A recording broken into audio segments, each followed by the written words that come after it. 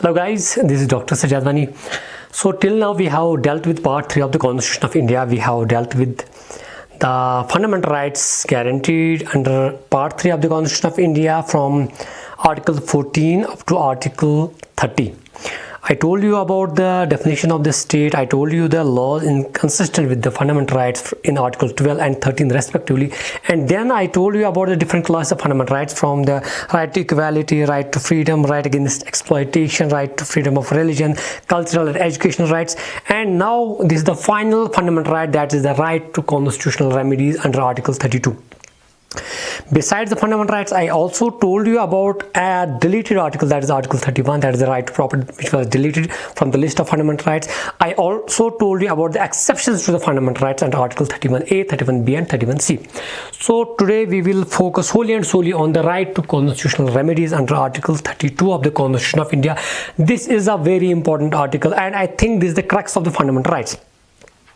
You know guys, that the fundamental rights, they are meaningless, and we say that the fundamental rights, they are meaningless, they are useless, and they are of no use because unless the fundamental rights are enforced, because if your fundamental rights are violated, if you do not get a remedy, then fundamental rights, the chapter fundamental rights, it is of no use in the Constitution of India. Part 3 of the Constitution of India is of no use unless there is a machinery which helps in the effective implementation or enforcement of the fundamental rights, right? For example, if your fundamental right is getting violated somewhere and you are not able to enforce the fundamental right through an agency, then the fundamental rights, they are just meaningless. That's why this Article 32, it was inserted in the Constitution of India, and this Article 32, it is a fundamental right. It is also a fundamental right, and the prerequisite for the application of this fundamental right is the violation of the fundamental rights. I will tell you. So Article 32 is of no use to you unless your fundamental right is violated. That means the enforcement of this fundamental right, this fundamental right under Article 32, it comes into operation only when your fundamental rights are violated. That means it is a remedy for your fundamental rights.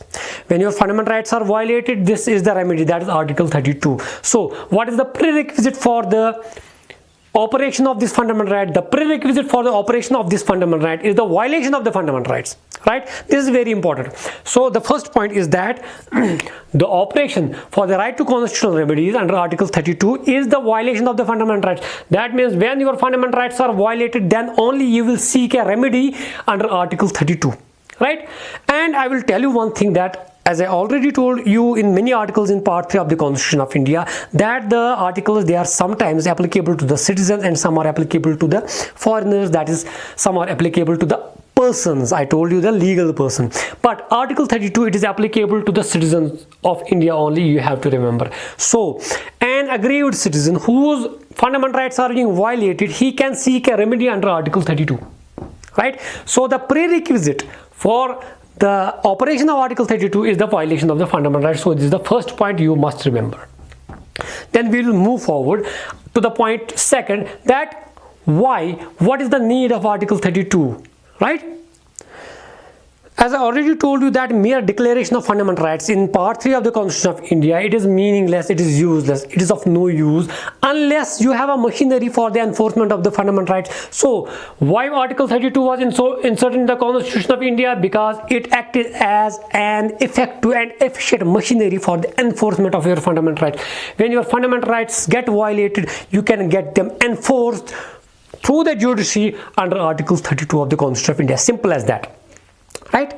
So what is Article 32 all about? It is the right to get fundamental rights protected. This is very important. So Article 32, what is Article 32? Actually, it is your fundamental right. What sort of fundamental right? It is a fundamental right which helps in the protection of your fundamental rights, right? So Article 32, it provides for a right, a fundamental right, which is there to get your fundamental rights protected. And who will protect your fundamental right? It is said that the judiciary will protect your fundamental right. The higher judiciary, that is the Supreme Court, under Article 32, we say that only the Supreme Court is the protector of the fundamental rights. That's why the Supreme Court is sometimes known as the guarantor of the fundamental rights, or the defendant or defender of your fundamental rights. You must remember this point. So I told you that The fundamental rights, this Article 32, it is the right to constitutional remedies, and it is a fundamental right for the protection of your fundamental rights. And who will protect your fundamental rights? It is the judiciary, it is the Supreme Court. That means the Supreme Court under Article 32, it is the guarantor of your fundamental rights, and it is the defendant of your fundamental rights. So sometimes this question is asked in MCQs in most of the competitive exams.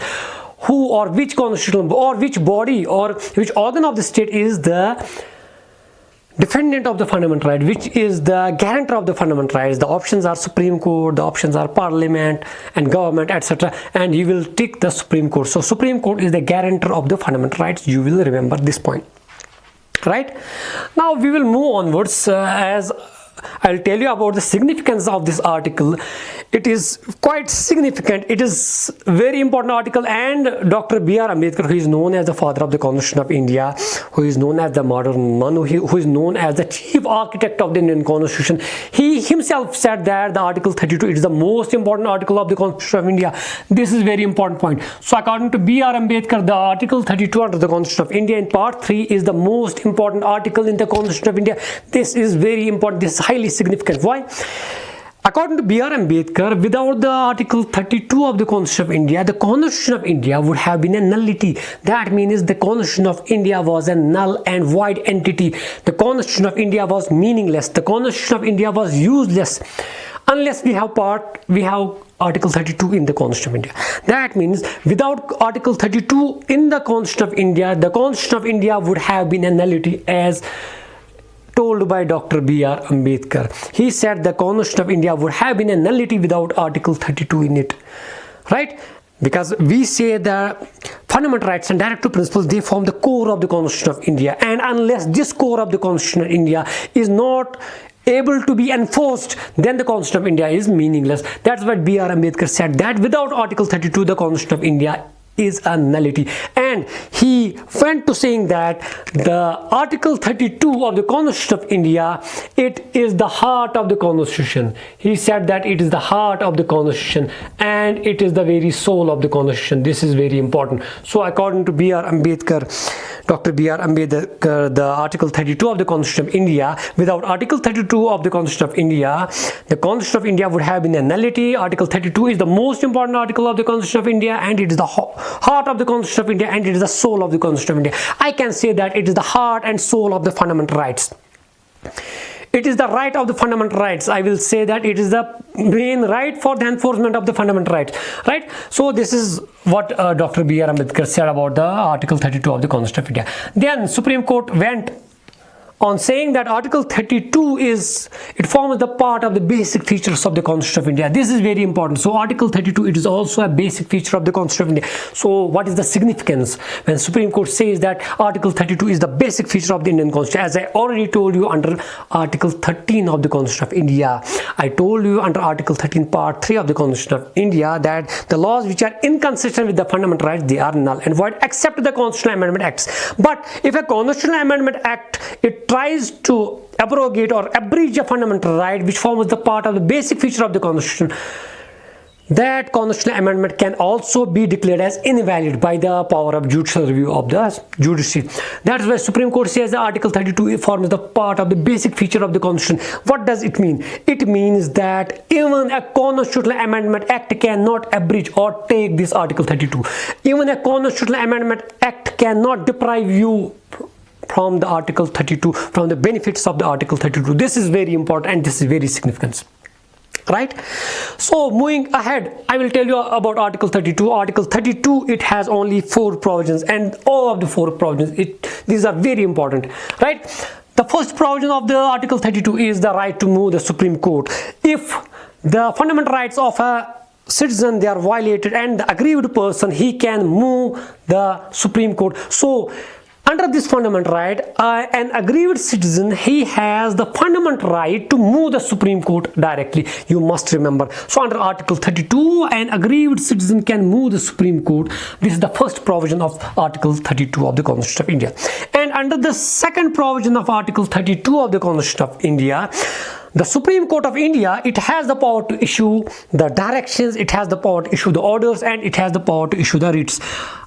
I will tell you about the writs later on, but let me tell you briefly about what does this mean when an aggrieved person who is aggrieved by the state, who is aggrieved by a private person. As I already told you in the basic features of the fundamental rights, that sometimes the fundamental rights, they are available against the state, and some of the fundamental rights, they are available against the private individuals.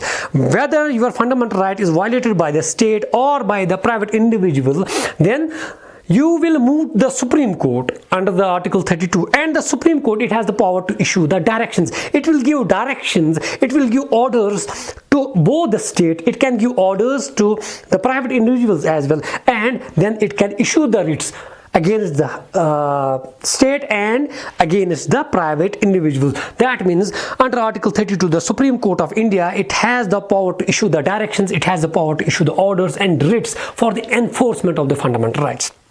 Right?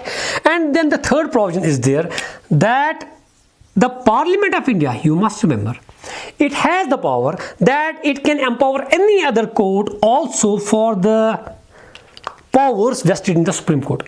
I told you that under Article 32, the Supreme Court is vested with the power. It is vested with the power to issue the directions, orders and writs for the enforcement of the fundamental rights, right? But I am also telling you that under the third provision of Article 32, the Parliament of India, it has the power that it can vest these powers of issuing the directions, orders and writs for the enforcement of the fundamental rights in any other court of India. Right? So how does Parliament vest these powers to any other court? Parliament is the legislature. So the legislature, it makes laws, it passes the bills to form the acts, and these acts, they help us to do various things in the state. So the Parliament, it can empower a court to have these powers, like the powers of the Supreme Court, to issue the directions, orders and writs. But till now, till date, the Parliament has not made any law, Parliament has not made any statute that will empower any other court to issue directions, orders or writs under Article 32. That means till now only the Supreme Court of India under Article 32 has the power to issue the directions, orders and writs when an aggrieved citizen goes or moves to the Supreme Court under Article 32. Right? And similar powers have been vested in the high courts under Article 226. That's a separate article. So now the fourth provision of Article 32 says that this power or this right to move the Supreme Court when an aggrieved person, his fundamental rights are violated, he has the power, he has the right to move the Supreme Court of India and get the fundamental rights enforced.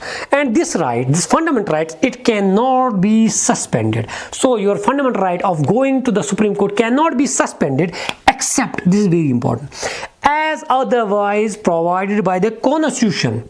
Right? So the fourth provision of Article 32 says that your fundamental right, if your fundamental rights are violated, you have a fundamental right to get your fundamental rights enforced. You have the right to move the Supreme Court, and this right to move the Supreme Court and get your fundamental rights enforced cannot be suspended except if otherwise provided by the Constitution. That means if the Constitution says your fundamental right under Article 32, it cannot be suspended. But if the Constitution says, even it can be suspended. So the Constitution of India, it itself says that under the national emergency, as I have told you in the basic features of the fundamental rights, under the national emergency, all of the fundamental rights, they get suspended.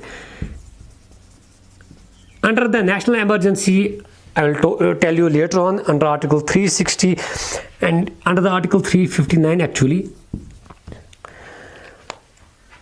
the fundamental right to move the Supreme Court for the enforcement of your fundamental rights, it can be suspended during the operation of a national emergency, you must remember. So I told you the basic things about Article 32, and I told you what the opinion of B.R. Ambedkar, what B.R. Ambedkar said about the Article 32 and what are the rulings of Supreme Court about Article 32. Now let's move to the Supreme Court. And under Article 32, I told you that the judiciary, that is higher judiciary, that is the Supreme Court, it has been made the guarantor and the defender of the fundamental rights. You must remember this point. right? So the Supreme Court, it has the jurisdiction for the enforcement of the fundamental rights, and the jurisdiction of Supreme Court is original. What does this mean? The Supreme Court has the original jurisdiction under Article 32. That means if an aggrieved person whose fundamental rights have been violated, he has the right to move the Supreme Court directly. He goes to the Supreme Court directly. That means the Supreme Court has the original jurisdiction. An aggrieved person, he can move to Supreme Court for the enforcement of various rights.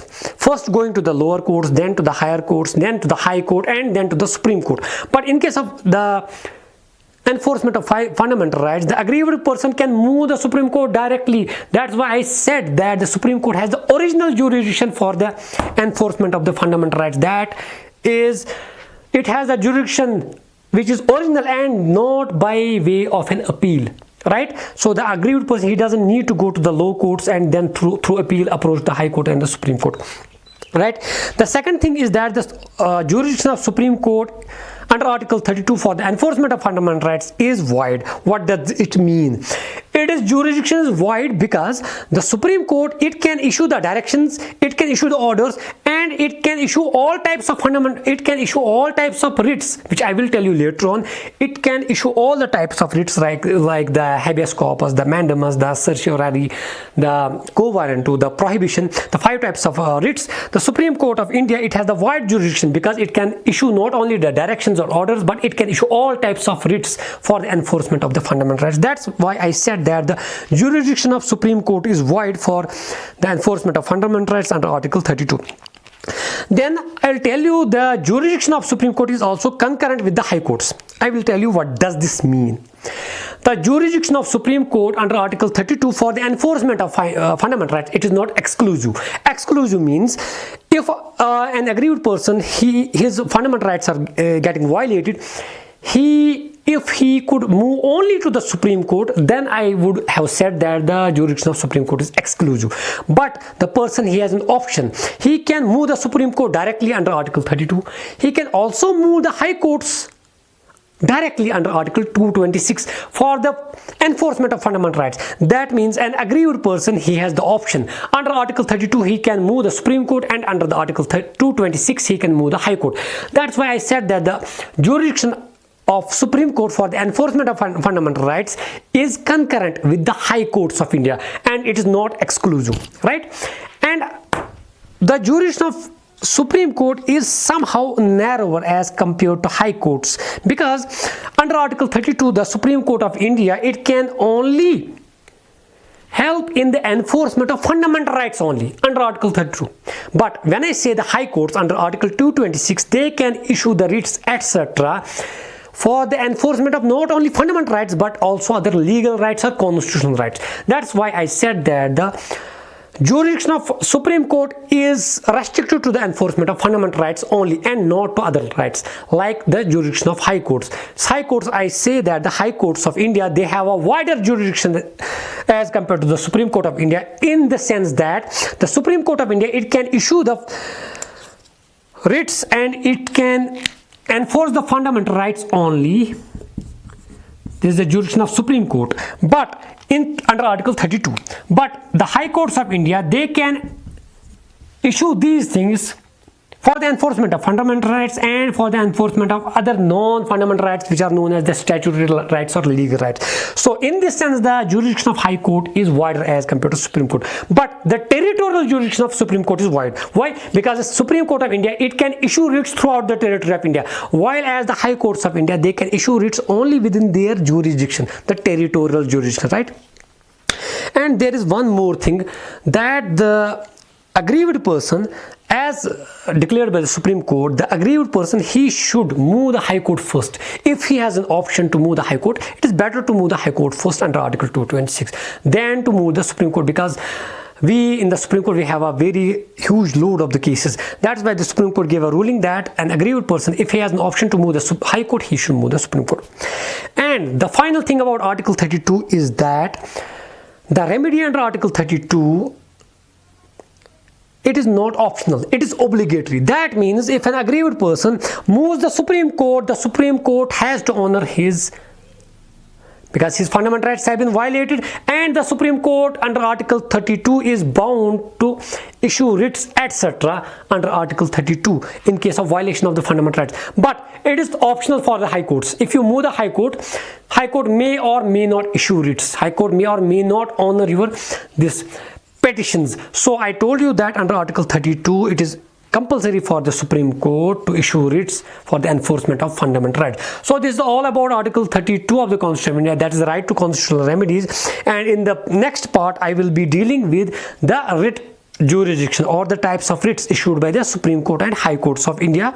So this is all about Article 32.